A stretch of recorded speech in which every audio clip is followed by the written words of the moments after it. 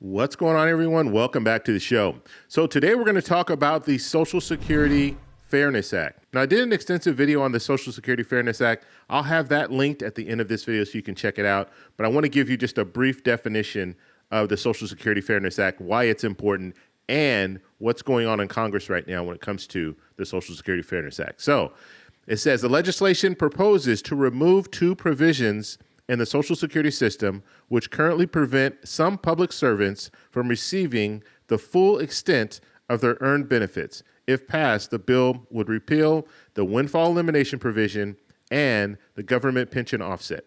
So basically, if you receive a pension, so if you're retired and you're receiving a pension, in certain situations, you won't be able to get the full amount. Now, also, if you're eligible to collect spousal benefits, it can also impact you. So basically, you would get a reduced amount of Social Security benefits if you have a pension. That's the bottom line. What 330 Congress members want to do is they want to eliminate weapon GPO. You eliminate weapon GPO and you'll be able to get your full amount.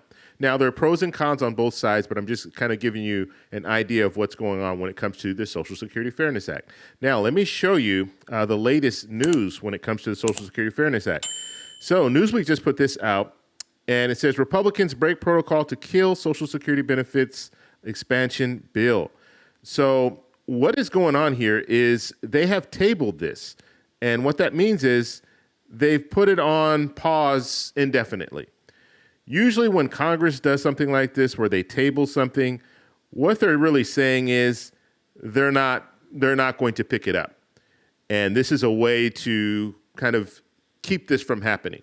Now, initially, and this is the Freedom Caucus, they got together and did this. Andy Harris, Republican, got together and decided to table this measure. And what initially happened, and this was pretty creative by members in the House, what they did is they had a discharge petition. They had a petition signed by members in the House. You needed to get 218 signatures. They were able to get this 218 signatures. This is a bipartisan, could have been a bipartisan bill.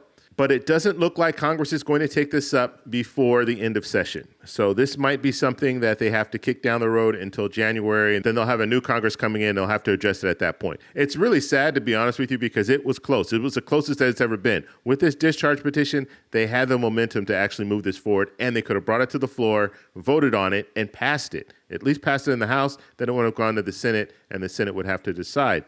But at this point now, it doesn't look like it's going to go anywhere. And the main reason that I'm saying that is because why would you table it? If you wanted to pass it, if you were okay with it passing, why are some members tabling it? Now, obviously, these members that tabled it, they can be doing one of two things. They don't want it at all. That could be a very real possibility. Or because now we're after the election, they think they might have more power. Republicans, they have a really good possibility of maintaining the House, and they've regained the Senate. And so now they have more power, so they can think, maybe we can pass something different. But when it comes to the Social Security Fairness Act, all it did was eliminate weapon GPO. And so you can't really make any real changes to it. It's a simple bill. All it does is eliminates those two provisions. And so we'll have to see what they do in January, but I don't see them taking this up. We're in a lame duck Congress right now, and Congress members they're not going to be doing anything. They're just going to wait until January, and in January, then we'll see what goes from there. But it's unfortunate because you do have people who work, civil servants, police officers, firefighters that do receive a pension, just like me. I receive a pension, and I don't receive Social Security, but when I get to that age, this could impact me because I'll be getting a reduced amount because I have a pension. And so like I said, I do have more information on this. You can just check out the link at the end of this video, but I just wanted to bring that up. Now, I did have someone ask me a question. I want to answer this question, and the question reads as follows. Do you think Trump is going to help people on SSI and Social Security? I think they mean the Social Security 2100 Act. For Social Security people. Okay, so first off, when it comes to Social Security and SSI, they're two different things. They come from different banks. SSI is coming from the general fund. Social Security, we have a trust fund or two trust funds that fund Social Security. And so because they're two different banks, when it comes to reforming Social Security, it would be reforming Social Security, not necessarily reforming Social Security and SSI. But when it comes to former President Trump, has he really talked about SSI, reforming SSI or improving SSI? I haven't heard him say anything about that. However, when it comes to Social Security, he has talked about improving Social Security by eliminating taxes on people receiving Social Security benefits. We don't know where that's going to go, but that's something that he did talk about on the campaign trail. Now that he's the president-elect and he will be the president starting January 20th, will he want Congress to move forward with some type of improvements to Social Security? That is yet to be seen. Obviously, there's going to be a lot of other things that he has on the table right now that he wants to implement. I don't know if Social Security is going to be at the top of the list. And I should also mention, when it comes to Social Security, removing taxes from Social Security so you don't have to pay taxes, there's pros and cons to it. People who are at the bottom end, people making $25,000 or less for an individual, $32,000 or less for a couple, you're not currently paying taxes on your Social Security benefits. So it's not going to impact you at all. People that fall somewhere in the middle, it will impact them. And people who are the higher earners, it's going to impact them probably the most, because if you're not paying taxes, they're going to be able to receive more in benefits. Whereas someone who's at the bottom end of Social Security benefits, they're not going to receive anything extra because they're not paying taxes right now. And something else that's important to note: if you're no longer paying taxes on your Social Security benefits, that means you're receiving more money in benefits. That means the Social Security Administration is taking more money from the trust fund to pay out those benefits. We already know right now we have about 10 years before the trust funds run out of money.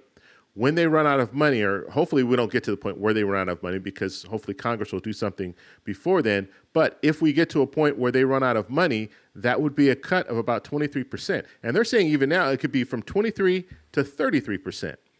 And so this would be a major impact on people receiving Social Security benefits. So that's where the danger comes in. If you're just going to say tax-free Social Security, okay, that sounds good, but if you don't have another revenue source, then it's just going to deplete the trust fund. So hopefully that answers that question. I will be doing some more videos. We're going to follow up and do more videos on Social Security, retirement, and things like that. I'm interested because former President Trump, or President-elect Trump, he has these different promises that he's made. One was not to tax Social Security. Another one was not to tax tips. Another one was no taxes, no income taxes on first responders and the military. So that's a lot of areas where he's saying that he doesn't want to tax these individuals. Well, that's going to impact our funding. That's going to impact our debt. And so that's the current state of Social Security right now when it comes to former President Trump. He hasn't mentioned anything else. He's not talking about expanding Social Security, providing a $200 raise or anything like that. I know you mentioned the Social Security 2100 Act. That's Representative Larson's bill, and that hasn't gone anywhere, okay? And if we're looking at a situation where the House is, if Republicans maintain the House, it's not going to be brought to the floor because Representative Larson's a Democrat. He's been trying to pass this since 2014, and it's not a bipartisan bill in their mind. Republicans don't tend to like it, and so it's probably not going to go anywhere anytime soon. So hopefully that answers your questions. If you guys have any other questions, let me know in the comments below. If you like this video, please give me a thumbs up. Please subscribe for more, and I'll talk to you in the next one. Bye.